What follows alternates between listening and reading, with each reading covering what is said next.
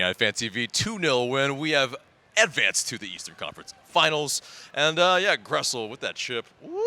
And then Joseph, impossible angle. This is, yeah, I mean, there's some clinical goals tonight, but also not clinical. Yeah, well, I mean, Atlanta United were made to work for that second goal, and it felt like watching the game, Philly were dangerous the whole time, and you knew that they weren't going to stop after watching their game against Red Bull. So you knew they could get a goal, especially with Elsinho coming on. He's always dangerous. And Atlanta United, you felt great once you got that early goal because it's like exactly what the team needed. But that second goal, United were made to work for it. Had it come earlier, that would have been great because I really, truly felt that once Atlanta United, if they got 2-0 up, having watched that game, how it developed, that they would win. They eventually did. The two goals are both quality, but like you said, some of the chances that were missed, Blake has a decent game at times. Some of the goals were just hit. Some of the shots were just hit right at him. And Joseph could have had a hatful tonight, but he got the one that mattered. And honestly, it was a world-class finish. I have no idea how he picked out the top corner there, but there was no saving that. No keeper in the world would have saved that. And even Julian Gressel's goal, fantastic ball from Pity Martinez and a fantastic finish from Julian Gressel. So both goals, quality, but Atlanta United were made to work a lot harder for that than you'd have liked to see. Yeah. And going in, I mean, we went with 4 at the back, which is a very different look since, I think, maybe July, since we've gone with an actual 4 at the back starting Seattle, off. Probably. Seattle. Yeah. So that's... And so it's been a minute, yeah.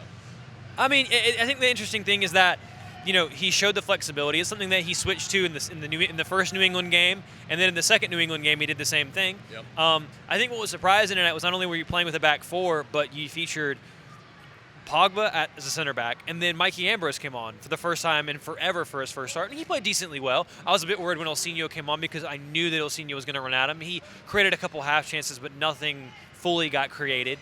Yep. But it was interesting to see. But it worked out. I mean, again, Philly did create some chances in the first half. Brad Guzan came up with a massive save when Pogba and Larinowitz got confused on a really big diagonal run. But aside from that, they didn't create too much until they were out of the game. I think the playoff Escobar is a different Escobar. And I don't know what happens to him. He goes Super Saiyan. He goes Incredible Hulk. Whatever it is, playoff Escobar is incredible. He was unplayable tonight. With his underlapping, his overlapping, Philly didn't know what to do with him. He's just an incredible player. And then Jeff Larinowitz has just been outstanding. He makes his team better. But all that being said, you're going to have to step up another level for Toronto on Wednesday because they went into NYCFC. They capitalized off their 2 mistakes that they made, and they snatched a result. You can play mistake-free football, play solid, and get your goals. You can beat Toronto. And now you have 1 game at home to get yourself to a 2nd consecutive MLS Cup. That's massive. I don't think anyone would have thought that. But still, you have 1 more game. It's a massive game, and you have to keep playing at this level and really take it up another level if you want to get to another MLS Cup. Yeah, so the question is, do we persist with maybe 4 at the back, especially when we conceded a lot of these type of chances? I mean, with Alejandro Pozuelo, that's a lot more clinical than anybody that Philadelphia has. I mean, should we persist with this? Well, I mean, Pozuelo, the way that he plays, both the goals that he got, one was from a misplaced throw-in and the other was a penalty. So he's not really an out-and-out striker. He plays all kinds of roles for them, and he was kept really quiet in the home game here earlier this season. So it's interesting to see. They don't have a Josie Altidore. I'm not sure if he'll be fit for that game. If a fit Josie Altidore plays, it changes things completely. But also, you may have the possibility of a Miles Robinson coming back in. If he's fit, you're going to play him, which probably means a switch to the back 3. But again, tonight you played well.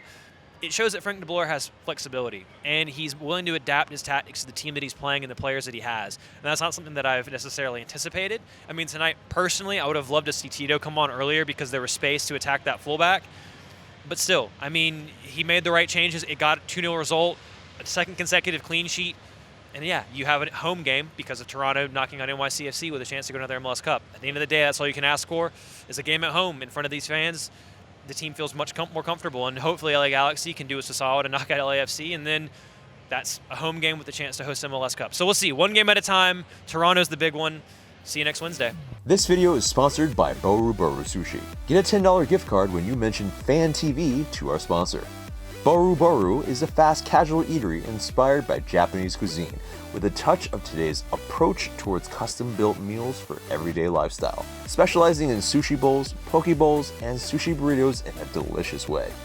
It's Customer Appreciation Week, so get in on their specials from October 28th through November 3rd.